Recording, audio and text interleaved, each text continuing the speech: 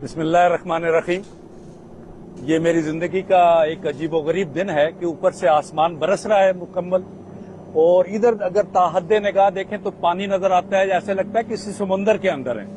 और ये मुझे बताया गया था कि 10 किलोमीटर दूर तक इसी तरह पानी चल रहा है। ये दरिया सतलुज है जो अपनी कैपेसिटी से बहुत बढ़ गया है।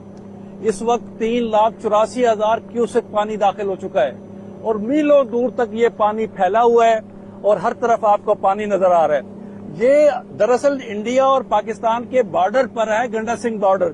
और आप मेरे बैक पे देख सकते हैं वो टावर जो कि इंडिया के अंदर है।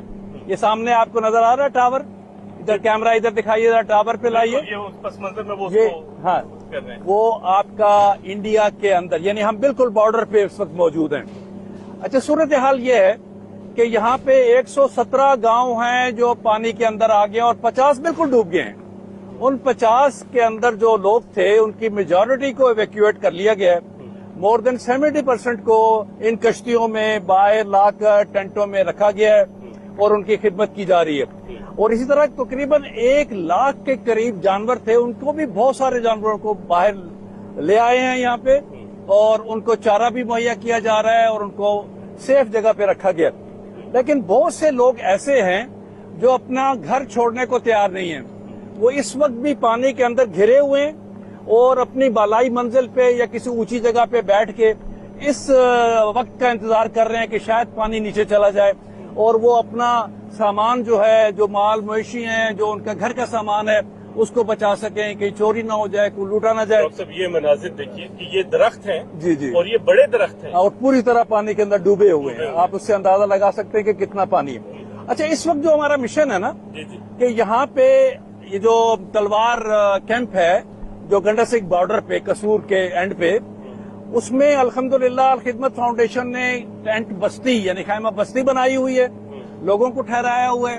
एक मोबाइल हेल्थ यूनिट है जिसमें, मैं आपको मुखर करूँ, यहाँ कुछ खवातीन हैं जो पानी में मौजूद हाँ, हैं। वो सामने।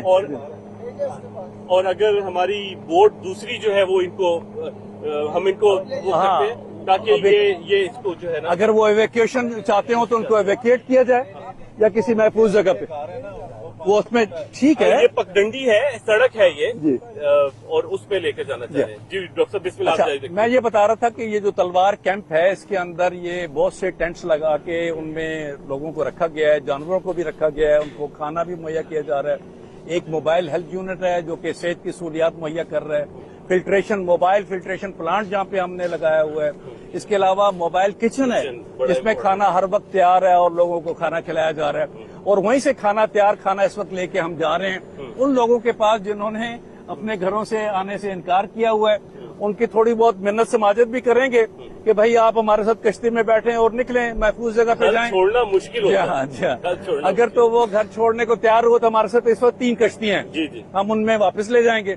लेकिन इन केस वो नहीं निकलते तो कम से कम रात के लिए उनको खाना मुहैया करेंगे और जो जरूरत की चीज है वो भी इंशाल्लाह उनको देंगे। बिल्कुल।